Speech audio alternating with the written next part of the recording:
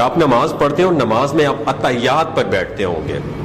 آپ اتحیات کا پس منظر جانتے ہیں؟ اگر جانتے ہیں تو اچھی بات ہے، نہیں تو میری اس ویڈیو کو ذرا آخر تک ضرور دیکھیے گا. آپ کو بہت کچھ سیکھنے کا موقع ملے گا، اور یہ اپنے بچوں کو ضرور آپ نے سکھانا ہے کہ اتحیات میں کیا کنورسیشن ہوئی ہے ہمارے نبی کریم صلی اللہ علیہ وآلہ وسلم اور اللہ کے درمیان.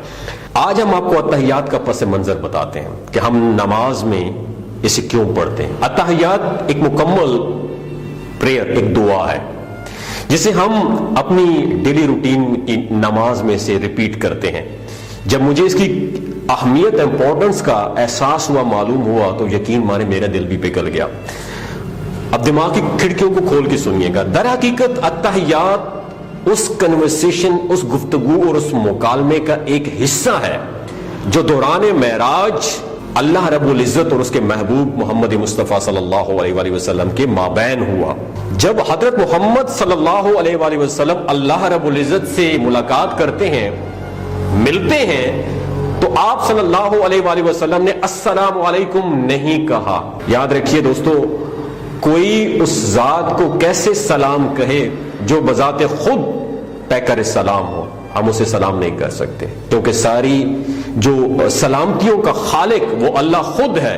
لہٰذا رسول اللہ صلی اللہ علیہ وآلہ وسلم نے عرض کیا، التحیات للہ والصلوات والطیبات. التحیات للہ والصلوات والطیبات، تمام زبان کی بدنی اور مالی عبادات اللہ کے لیے ہیں. پھر اس کے بدلے میں اللہ سبحانہ و تعالیٰ نے کیا ارشاد فرمایا؟ السلام علیکہ ایھا النبی ورحمۃ اللہ وبرکاتہ. اے اللہ کے نبی، آپ پر اللہ کا سلام اور برکتیں ہوں. اس کے جواب میں پھر رسول اللہ صلی اللہ علیہ وآلہ وسلم نے فرمایا اللہ سے، السلام علینا وعلی عباد اللہ الصالحین. سلام ہو ہم پر اور اللہ کے صالح بندوں پر.